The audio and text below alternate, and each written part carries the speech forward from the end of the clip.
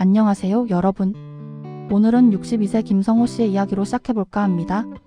김 씨는 30년 넘게 직장 생활을 하며 늘 건강에 신경을 쓰는 분이었어요. 아침마다 현미밥에 닭가슴살, 샐러드까지 챙겨 드시며 나는 그래도 건강하게 살고 있다는 자신감이 있었죠. 그런데 어느 날부터인가 이상한 일이 생겼습니다. 아침에 일어나도 피곤이 가시질 않고 밥을 먹어도 소화가 잘 안 되더니 체중은 오히려 늘기 시작했습니다. 병원에서는 이렇게 말했습니다. 노화로 인한 장내 환경 변화 때문일 수 있습니다. 김 씨는 처음엔 믿지 않았습니다. 하지만 한 달 뒤 그는 완전히 달라져 있었습니다. 도대체 무슨 일이 있었던 걸까요? 사실 50대 이후부터는 먹는 양보다 흡수하는 능력이 더 중요해집니다. 나이가 들면 장내에 살고 있는 유익균의 종류와 수가 급격히 줄어듭니다. 그 결과 우리가 먹는 단백질이나 비타민, 미네랄이 예전만큼 흡수되지 않게 되는 거죠. 서울대병원 연구에 따르면 50대 이후 장내 미생물 다양성이 줄면 피로감, 변비, 그리고 면역력 저하까지 이어진다고 합니다. 김 씨의 경우도 마찬가지였어요. 식단은 완벽했지만 장이 그걸 받아들일 준비가 되어 있지 않았던 겁니다.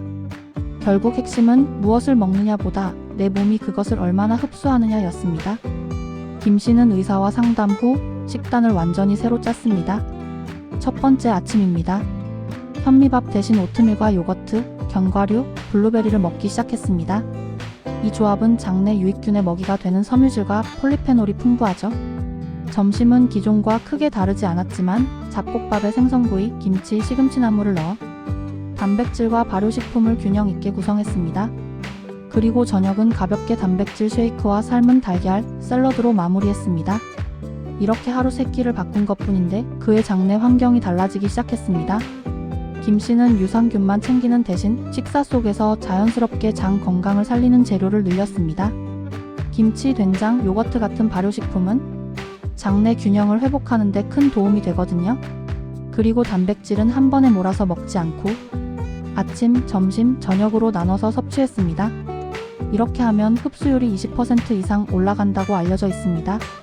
참고로 50대 이후 단백질 권장량은 체중 1kg당 1.2g, 즉 60kg인 분이라면 하루 약 70g 정도예요. 여기에 식이섬유 하루 25g, 물은 하루 1.5리터 이상이 기본입니다. 하버드대 연구에서는 장내 환경이 건강한 시니어일수록 인지기능 저하 속도가 20% 느리다고 밝혔습니다. 결국 장은 단순히 소화기관이 아니라 몸 전체의 에너지 센터였던 거죠. 김 씨는 식습관을 바꾼 지 4주 만에 눈에 띄게 달라졌습니다. 아침에 눈을 떴을 때 머리가 맑아지고 속이 더부룩하지 않게 되었다고 했어요. 체중은 2kg이 줄었고 혈당 수치가 안정되었으며 무엇보다 기분이 좋아졌다고 말했습니다. 장내 세균이 건강해지면 세로토닌, 즉 행복 호르몬의 분비가 늘어나기 때문입니다. 이건 단순히 다이어트가 아니라 삶의 질이 바뀐 사례였어요. 김 씨가 강조한 말이 있습니다. 비싼 영양제보다 내 몸에 맞는 음식의 조합이 더 큰 변화를 만든다. 나이가 들면 몸이 예전 같지 않다고들 말하죠. 하지만 그건 나이 탓만은 아닙니다. 장이 약해지면 우리가 먹는 음식이 제대로 소화되지 못하고 몸속 영양순환이 멈춰버립니다.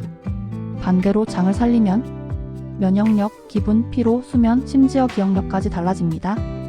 결국 50대 이후의 영양혁신은 많이 먹는 것이 아니라 내 몸에 맞게 먹는 것입니다.